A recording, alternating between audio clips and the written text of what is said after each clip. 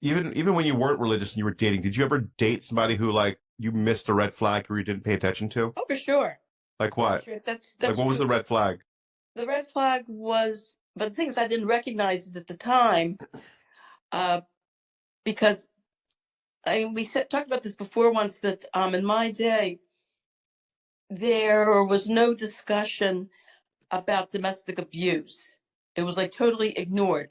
Or if there was a situation of domestic abuse, the wife was always blamed. Like, well, what are you doing to make him upset? What are you doing to make him angry?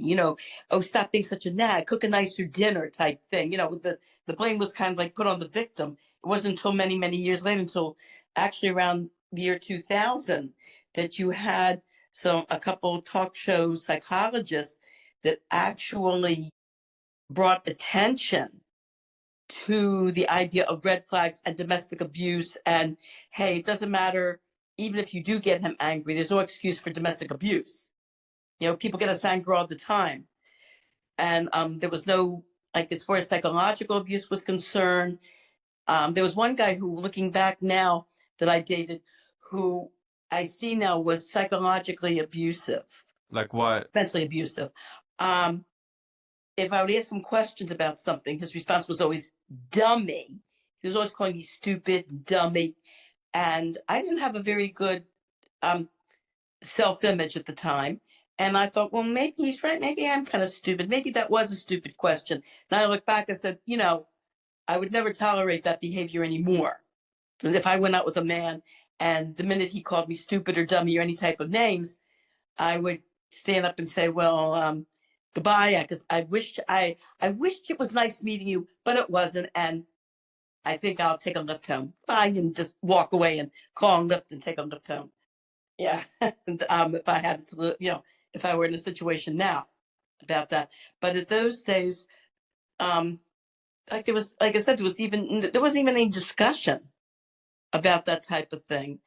And there was one movie we saw, which I thought was really funny. In fact, I saw it twice. It was called Catch-22 with Alan Arkin, about these.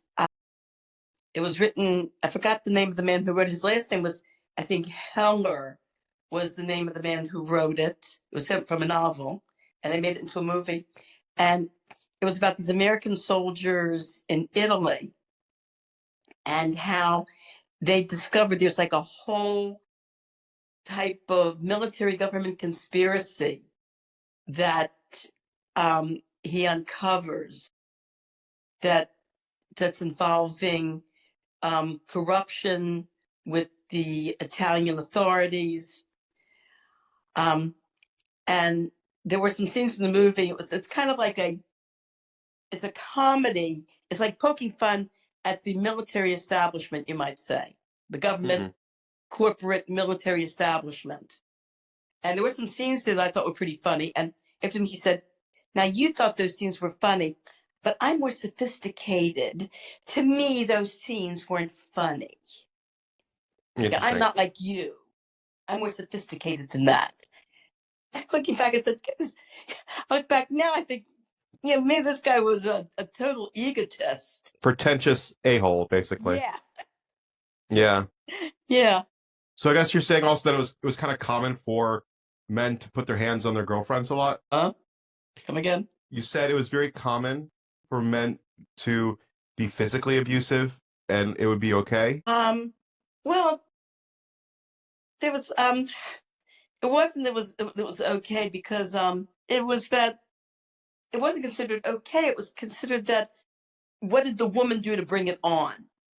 That was the attitude. So, I mean, I know somebody who went to court at the time because she had a very, like, dangerously abusive marriage, dangerously abusive. And her lawyer said, don't bring that up to the judge because he'll just say, what did you do to bring it on? Wow. Yeah. Jeez.